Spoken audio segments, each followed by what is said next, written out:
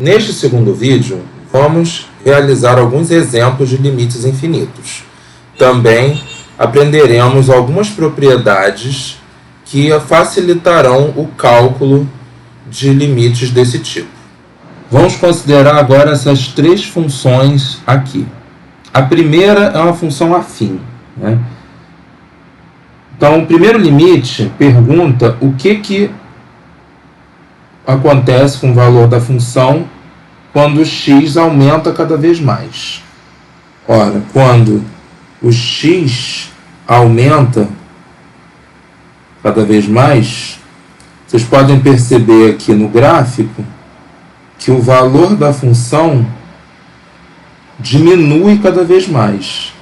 Então, o y vai diminuindo, né, indefinidamente, sem parar. Quando isso ocorre, nós dizemos que o limite é igual a menos infinito, né? Então, essa igualdade me diz que quando x aumenta indefinidamente, o valor da função diminui indefinidamente também.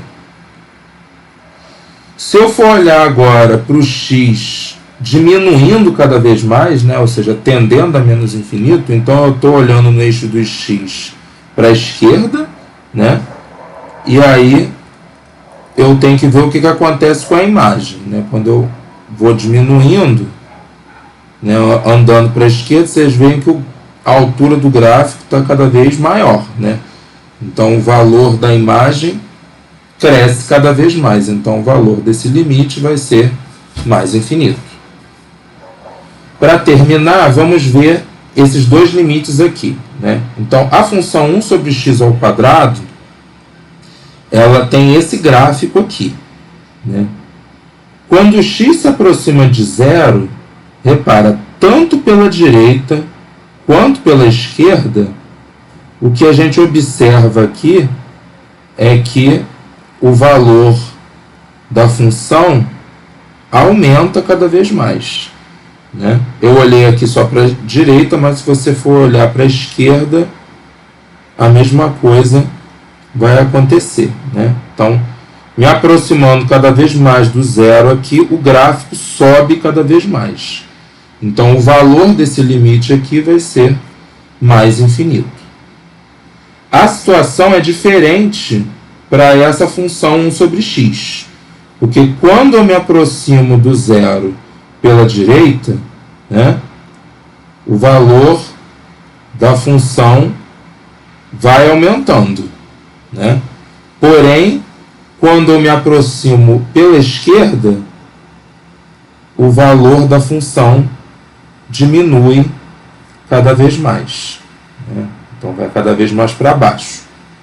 Então, o que a gente tem aqui é o seguinte: o limite de 1 sobre x, quando x tende a zero pela direita, é mais infinito, né? Porque quando x se aproxima por valores maiores que zero, a função cresce cada vez mais, né? E o limite, quando x tende a zero pela esquerda, ele vai ser menos infinito. Porque o x se aproxima por valores menores do que zero, o valor da função vai diminuindo indefinidamente. Então, esse limite aqui, ele não vai existir, né? O limite no ponto. Por quê? Porque para o limite existir, como a gente combinou num vídeo anterior, né, os limites laterais têm que existir e serem iguais, tá?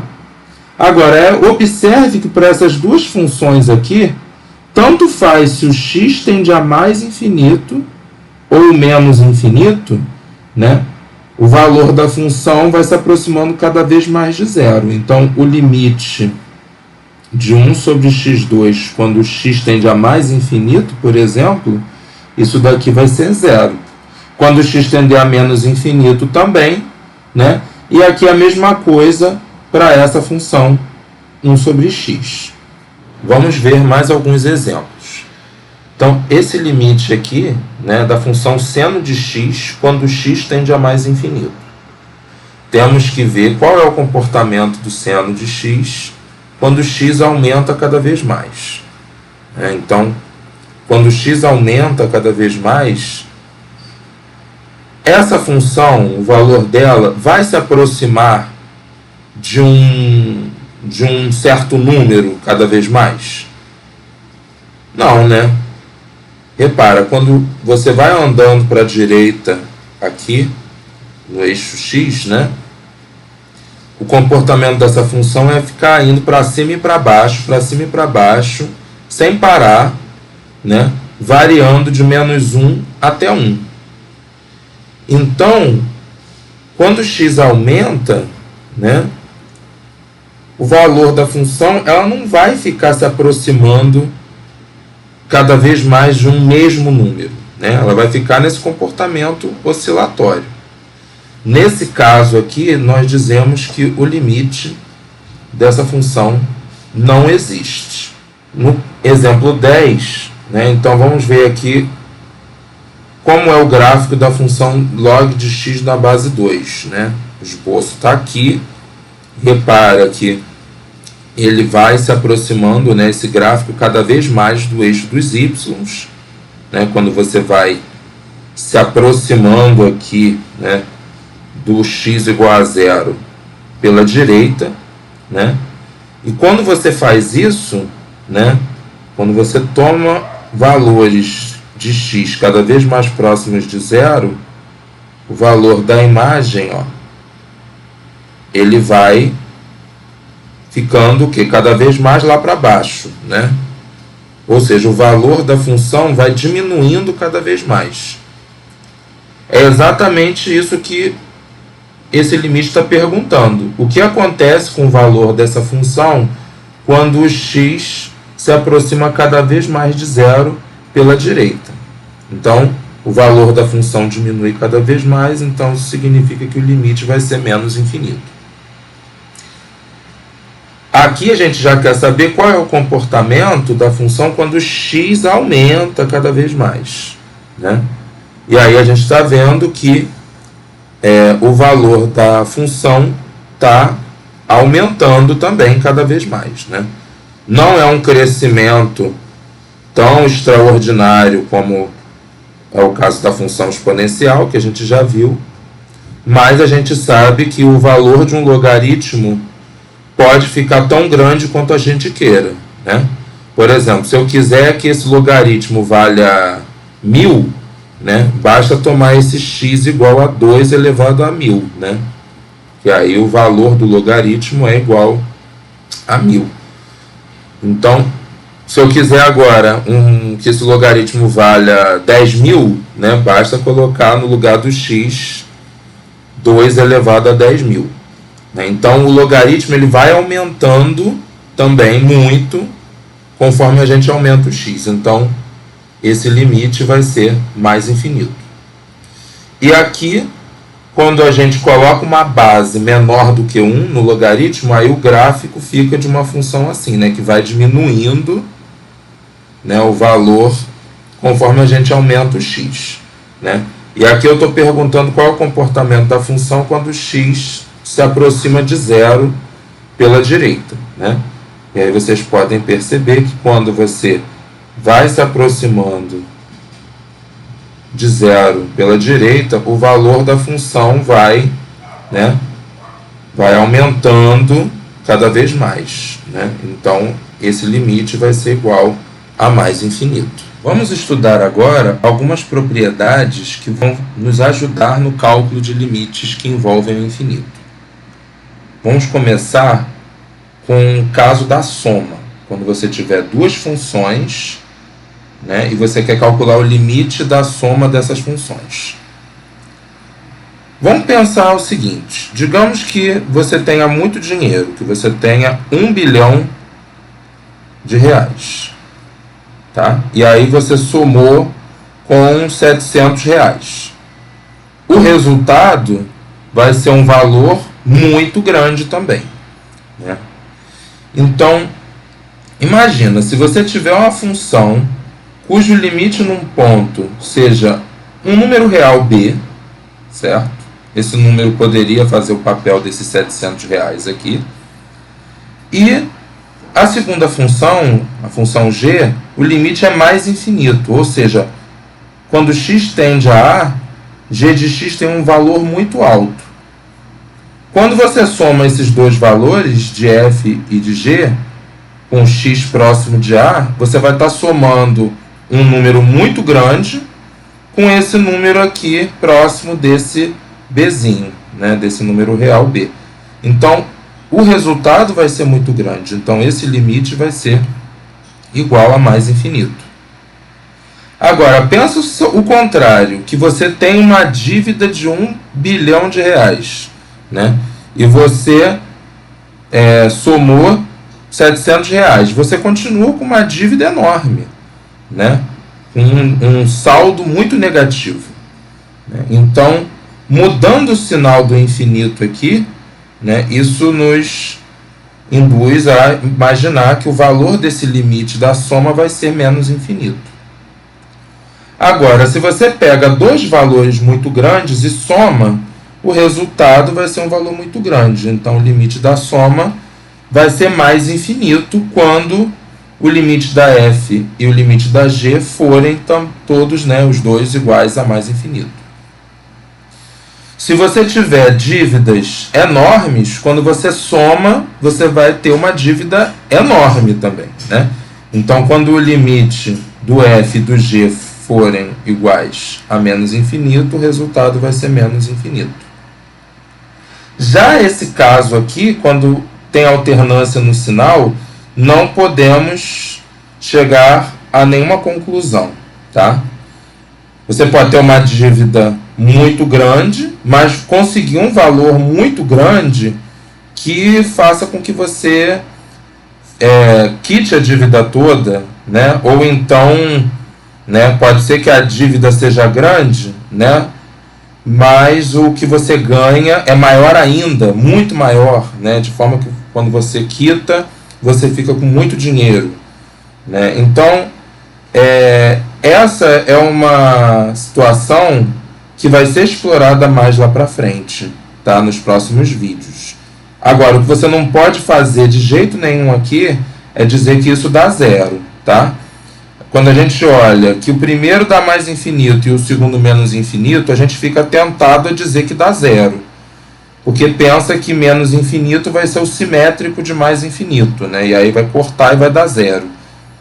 Só que a gente tem que lembrar que infinito não é um número, né? Infinito, mais infinito, é um símbolo que a gente utiliza para dizer que quando x se aproxima de um determinado valor, o f de x cresce cada vez mais, tá bom? Então a gente tem que tomar muito cuidado com o que a gente escreve, né, para não cometer erro. Bom, agora nós vamos analisar as propriedades para o produto de funções e para o quociente. Vamos supor que a gente pegue um número muito grande, como por exemplo 1 milhão, e multiplique por um certo número positivo, né? O resultado vai ser um número muito grande. Ou seja, com esse raciocínio, imagina que eu estou com uma função f, que quando x tem valores muito próximos de A, o f assume valores muito grandes. E a função g se aproxima cada vez mais de um número positivo. Então, o que se espera é que esse produto vai ficar igual a um número muito grande quando x estiver perto de A. Portanto, esse limite do produto vai ser igual a mais infinito. Se você trocar o sinal do b, né, ele ficar negativo, né, o que vai acontecer com o produto é que ele vai ser um número negativo, né, pela regra de sinais, e vai ser um número que vai estar bem afastado da origem do lado da esquerda da reta, né? Ou seja, se isso aqui simbolizasse uma dívida, seria uma dívida de 25 milhões, ou seja, uma dívida muito grande. Então, o que se espera nesse caso aqui é que o limite dê menos infinito. Essa terceira linha aqui, o resultado vai dar mais infinito, porque a ideia vai ser a mesma da primeira. Você está multiplicando um número que é muito grande, né, por outro que é positivo. Você só inverteu a ordem dos fatores. Então, da mesma forma, na quarta linha, é a mesma ideia da segunda, então a gente vai ter menos infinito. Se você pega dois números muito grandes, quando você multiplica, se espera ter um número muito grande. Então, o limite do produto, nesse caso, vai dar mais infinito. Se você tem um número muito negativo multiplicando por outro que está ficando também cada vez mais negativo, o resultado vai ser positivo e vai ser grande. E aqui, pela regra de sinais, você vai ter um número negativo muito à esquerda da reta, né? Muito à esquerda da origem, na reta real. Então, menos infinito. Agora vamos olhar para o quociente, né? O que acontece quando eu pego um número que está muito grande e divido, por exemplo, para um número positivo, né? Um número que está crescendo muito, dividindo por um número positivo. Bem, imagina só, eu tenho 1 trilhão e divido para 700. Né? Isso ainda é muita coisa. Né? Então, esse limite aqui, nesse caso, vai dar mais infinito. E o da segunda linha, como a gente só mudou o sinal do denominador, menos infinito. Agora aqui a gente está alterando as coisas. Né? Então, agora o f que tende para um número b positivo e o g que está no denominador que tende para mais infinito. A situação aqui ela vai ser diferente, né? Não vai ser a mesma coisa, porque num quociente, quando você troca o numerador com o denominador, você muda o valor do número. Vamos imaginar então o seguinte, digamos que eu tenha 50 caixas de sorvete e eu quero dividir para 1 milhão de pessoas. Né? Imagina, cada pessoa não vai ganhar quase nada, né? Vai ganhar muito próximo de zero. E é isso que vai acontecer. Né? Quando você tiver um numerador tendendo para um número real, positivo, e o denominador estiver aumentando cada vez mais, o quociente vai tender a zero. Se o sinal do numerador mudar, né, então o quociente vai ser negativo, mas vai continuar muito próximo de zero. Né? Então, nesse caso aqui, o limite também vai ser igual a zero. Por fim, esses três casos aqui são casos que a gente chama de limites indeterminados. Né? A gente, olhando apenas para o fato do f e do g tenderem a mais infinito, não vai ser possível a gente saber qual é o valor do limite. Tá? Isso daqui vai depender de quais funções que aparecem no quociente aqui, no numerador e no denominador. Esses casos a gente vai estudá-los, né, mais para frente. Tá? Vamos ver alguns exemplos de aplicação dessas propriedades. Então, aqui nesse número 1, a gente tem que o x aumenta cada vez mais. Né? Quando o x aumenta cada vez mais, o seu quadrado, né, acaba aumentando também cada vez mais. Né? Então, essa primeira parcela tende a mais infinito. A segunda, né, quando o expoente de uma potência de base 3 aumenta cada vez mais, né, a própria potência também aumenta cada vez mais. Então, por exemplo, se o expoente for 10, né, depois 100, né, 3 elevado a 100, 3 elevado a 1000, 3 elevado a 10.000, isso vai ficando muito grande. Quando eu tenho duas funções que o limite é mais infinito, né, a soma é mais infinito, como nós vimos. Nesse segundo exemplo, né, quando o x diminui cada vez mais, né, ele é muito negativo, né, você eleva esse número ao cubo, ele continua negativo, né, porque aí o resultado repete o sinal da base. Então, isso daqui vai tender a menos infinito. 1 sobre 2 elevado a x é aquela função exponencial cujo gráfico, né, é assim.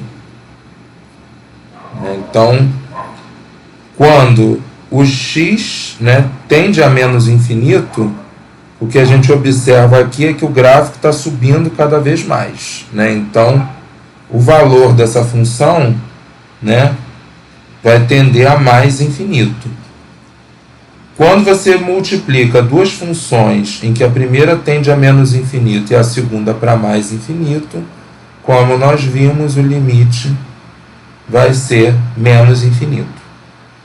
No terceiro exemplo, quando você pega 4 elevado a x, né, 4 elevado a x é uma função exponencial crescente, né? Então, o gráfico é dessa forma.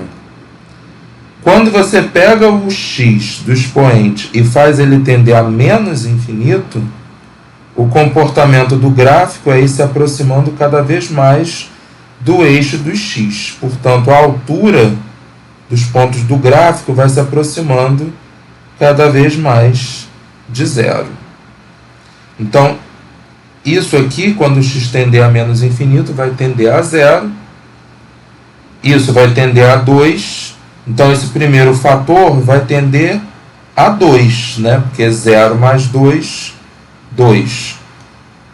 Já o segundo fator, quando x tende a menos infinito, né, é um número muito negativo, né? Quando você eleva ao quadrado, fica positivo e muito grande. Somado com 1, vai ser um número muito grande. Então, esse segundo fator vai tender a mais infinito. Quando você multiplica um número próximo de 2 por um que é muito grande, né, o resultado do produto, como a gente viu, vai tender a mais infinito. Esse último exemplo aqui, quando x tende a mais infinito, esse numerador é exatamente aquela função que a gente viu no vídeo anterior, né? Daquele do capital de R$1 aplicado. A gente viu que essa função vai tender, né, a um número que a gente chamou de E, né, que é aproximadamente 2,71. O denominador, quando o x aumenta cada vez mais, ele vai tender a mais infinito, né, porque quando você eleva um número muito grande a 4, o resultado vai ser muito grande. E aí, quando você tem um quociente, né, em que o numerador tende para um número positivo e o denominador tende para infinito, o resultado desse limite vai ser zero, né? É exatamente esse caso aqui dessa tabela, né, da terceira linha. Tá? Então, o limite vai ser igual a zero.